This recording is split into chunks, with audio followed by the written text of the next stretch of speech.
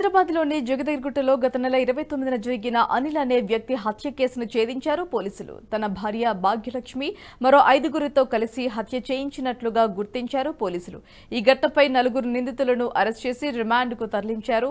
Ambulance driver వంట మనిషితో తన భార్య 2 లక్షలకు బేరం కుదుర్చుకున్నట్లుగా తెలిపారు. హత్యకు పాల్పడిన వారిలో 2 కోసం గాలింపు చర్యలు చేపట్టారు బాలానగర్ డీసీపీ సురేష్ కుమార్. వ్యక్తుల్ని ఈ కేసుకు సంబంధించి అరెస్ట్ చేయడం జరిగింది. దాంట్లో అతని భార్య భాగ్యలక్ష్మి, అదేవిధంగా మల్లేష్ అనబడే అతని దగ్గర వంట మనిషిగా పనిచేసే వ్యక్తి, తర్వాత నరసింహ అని చెప్పేసి అలియాస్ నాని, అతని దగ్గర డ్రైవర్గా పనిచేస్తాడు, అంబులెన్స్ డ్రైవర్గా.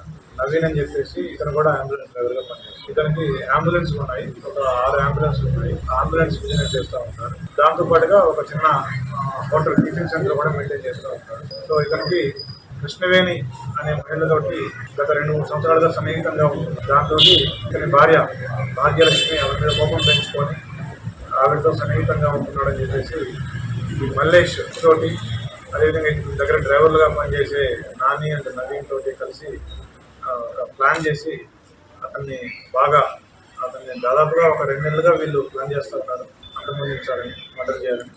కానీ ఆ రోజు 28వ తారీఖు అతను ఆ రోజు మధ్యాహ్నం నుంచి సాగుతూ ఉండడంతో ఈవిడ A3 and A4, A2, A3, A4 ఈ 4గురికి సమాచారం ఇస్తే వాళ్ళు ఇంకొక A5 అండ్ A6 వీళ్ళకి రాజు అండ్ సంజయ్ వాళ్ళు కూడా లోపల వాళ్ళని కూడా వాళ్ళ సహకారం తీసుకొని ఇతన్ని ఆ తాగే దగ్గరే అతనితో పాటుగా తాగుతున్నట్టుగా చేసి ఆ తాగే దగ్గర ఆ బీల్ బాటిల్తోటి అతని నెక్ మీద, చెస్ట్ మీద పొడిచి హత్య చేయడం జరిగింది.